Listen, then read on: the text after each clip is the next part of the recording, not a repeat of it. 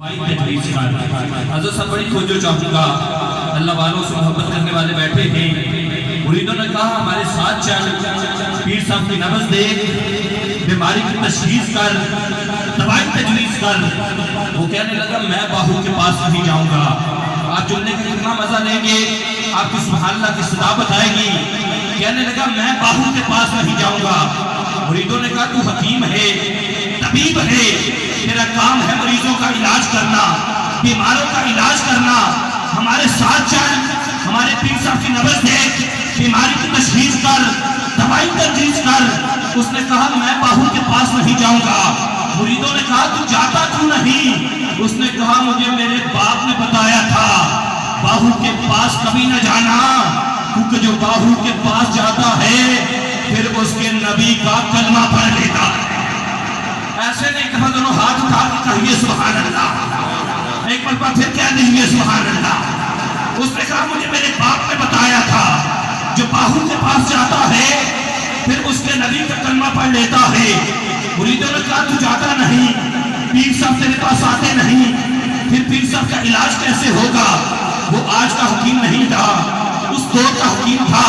اس نے کہا جاؤ اپنے پیر کا کرتا لے آؤ، میں کرتا سن کر مرض بھی بتا دوں گا، دوائی بھی دے دوں گا۔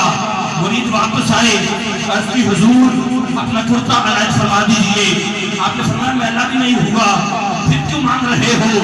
مریدوں نے اصرار کیا حضور میلا ہو بھی جائے دھونا ہم نے ہے، کرم نوازی فرمائے کرتا ہمیں عنایت فرما دیجئے۔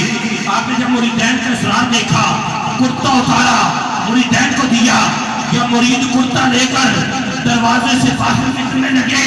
آپ بولیے گا، بڑی توجہ چاہوں گا، جب مریدین کرتا لے کر دروازے سے باہر نکلنے لگے پیچھے سے آواز دی، فرمایا سنو اگر باہو کا کرتا سن کر مدینے والے کا کلمہ نہ پڑے تو باہو کو مدینے والے کا ملام نہ کرے۔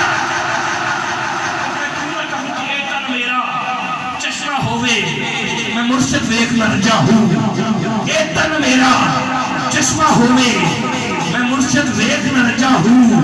لولو دے مد لکھ لکھ چشمے ایک کھولا ایک کچا ہوں، اے نہ ڈٹھیا مینوں صبر نہ آوے، میں ہور کدے ول بچا ہوں۔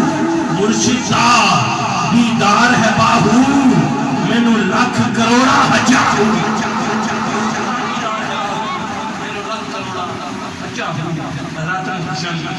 چیدہ چیدہ ہلدیاں ہیں، بلکہ انتہائی کریم ہے پیچھے ابھی